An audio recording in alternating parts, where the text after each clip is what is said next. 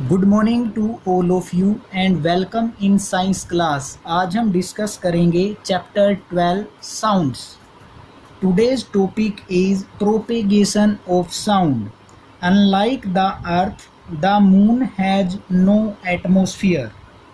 Even if a loud explosion were to take place at any point on the moon, it would not be heard even at nearby point because moon has no atmosphere. क्योंकि हमारा ये मानना है अर्थ का atmosphere है। It means earth के centre से 200 kilometre radius तक एयर पाई जाती हैं। अगर हम 200 किलोमीटर बियॉन्ड बात करें, वहाँ पर एयर नहीं पाई जाती। जहाँ पर एयर नहीं पाई जाती उस फ्री स्पेस को हम वैक्यूम के नाम से जानते हैं। Also, the sound produced by a vibrating object travels through a medium to a listener.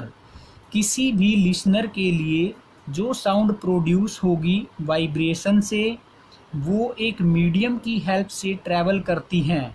The medium can be solid, liquid और गैस। वो medium state of matter 3 form में एग्जिस्ट करती है, सॉलिड, लिक्विड और gas.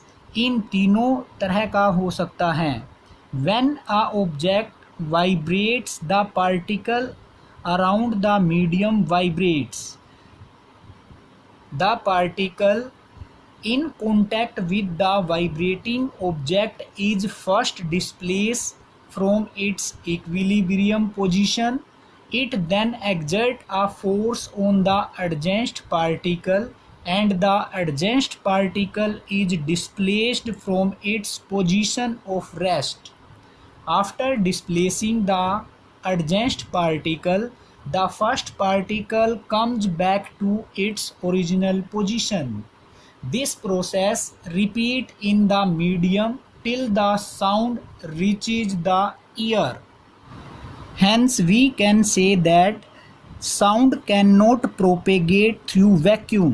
It can propagate through all the 3 states of matter, that is gaseous, liquids and solids.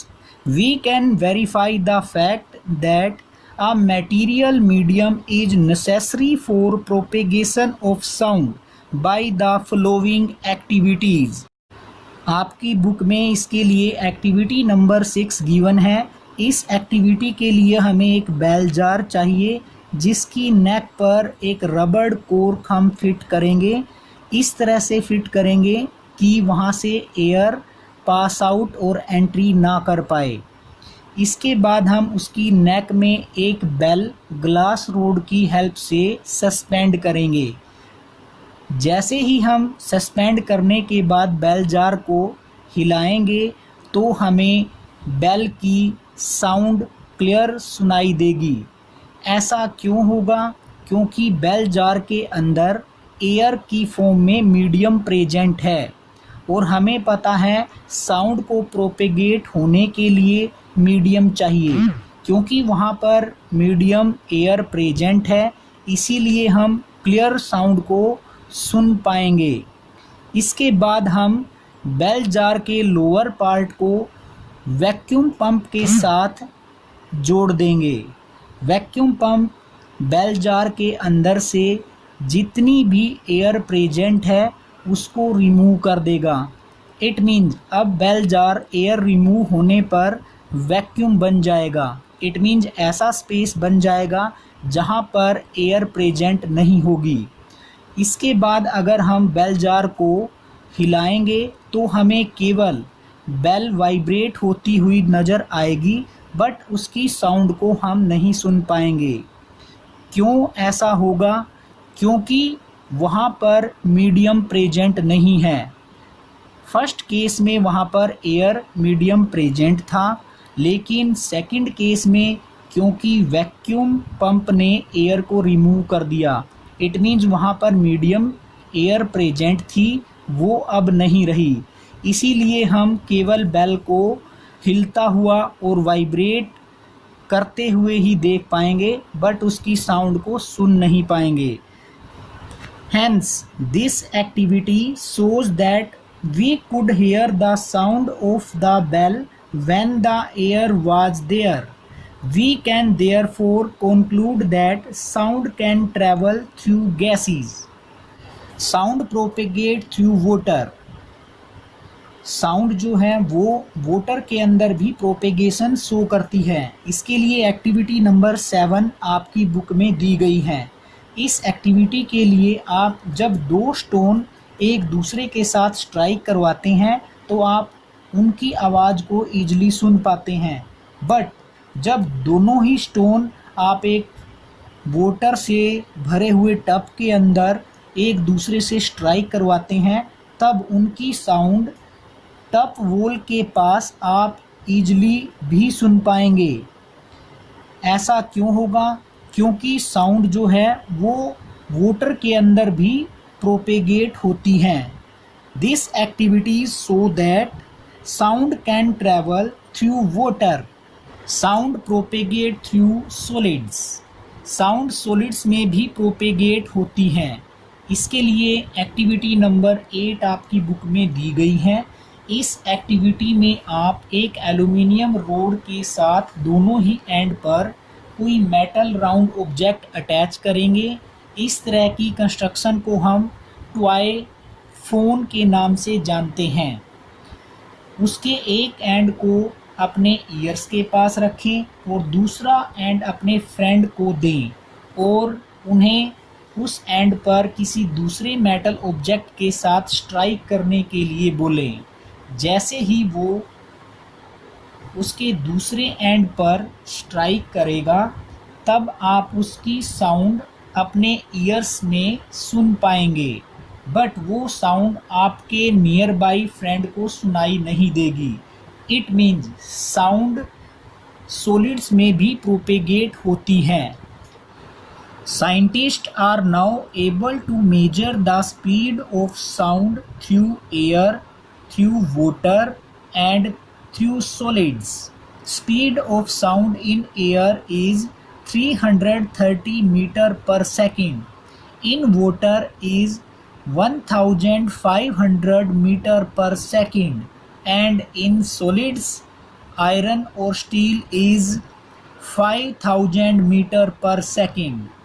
Hence, we can say that speed of sound in solid is greater than its speed in liquids, and in turn is greater than its speed in gases. It means speed of sound सबसे ज़्यादा होती है solid में, उससे कम होती है water में और सबसे कम होती है gaseous medium में, that is air में। क्योंकि स्पीड ऑफ साउंड सॉलिड में ग्रेटर होती है लिक्विड और एयर से, इसी कारण रेलवे ट्रैक के पास रहने वाले ह्यूमन बीइंग्स किसी भी अप्रोचिंग ट्रेन की डिटेक्शन रेलवे ट्रैक की हेल्प से पहले कर लेते हैं बजाय उसकी साउंड एयर में सुनने से। Light propagate faster than sound.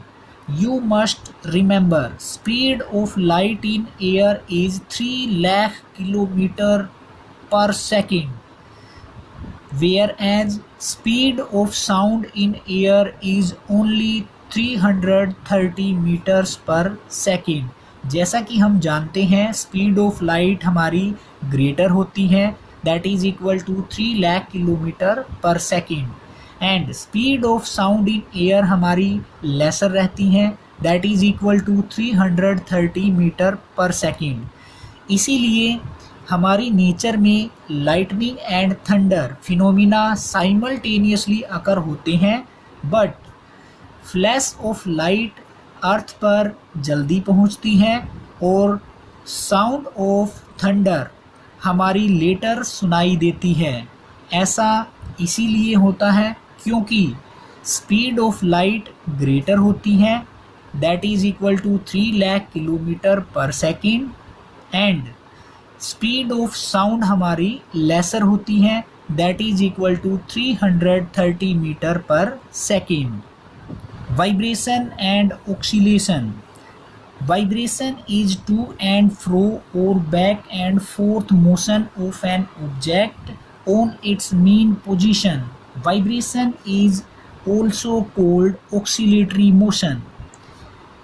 The motion of pendulum from one extreme position to back its extreme position is called oscillation. Vibration और ऑक्सीलेशन के बीच में जो मेन डिफरेंस है वो है मोशन के टाइप का। जब कोई भी vibrating object to and fro motion करे तब वो ऑक्सीलेशन बोला जाएगा, और जब कोई भी object back and fourth motion करे या टू एंड फ्रो मोशन करे तब आप उसे वाइब्रेशन बोलेंगे। इट मीन्स सभी ऑक्सीलेशन वाइब्रेशन होते हैं बट सभी वाइब्रेशन ऑक्सीलेशन नहीं होते। Amplitude, time period, frequency of vibration. Firstly we discuss amplitude, the maximum displacement of vibrating body on either side of its central position is called its amplitude. जब कोई भी vibrating object up and down जितना maximum displacement करेगा उस maximum displacement को हम amplitude बोलेंगे। Second, time period, time taken by a vibration to complete its to and fro motion is called its time period. जब कोई भी वाइब्रेटिंग ऑब्जेक्ट एक टू एंड फ्रो मोशन को कंप्लीट करने में जितना टाइम लेगा उस टाइम को हम उसका टाइम पीरियड बोलेंगे। Next is frequency of vibration, number of vibration completed by a vibrating body और object in 1 second is called its frequency. जितने नंबर ऑफ ऑक्सीलेशन कोई भी वाइब्रेटिंग ऑब्जेक्ट और बॉडी 1 सेकेंड में कंप्लीट करेगा उसे हम उसकी फ्रीक्वेंसी बोलेंगे। SI unit of amplitude, time period and frequency. Amplitude can be measured in unit of length that is metre, so SI unit of amplitude is metre.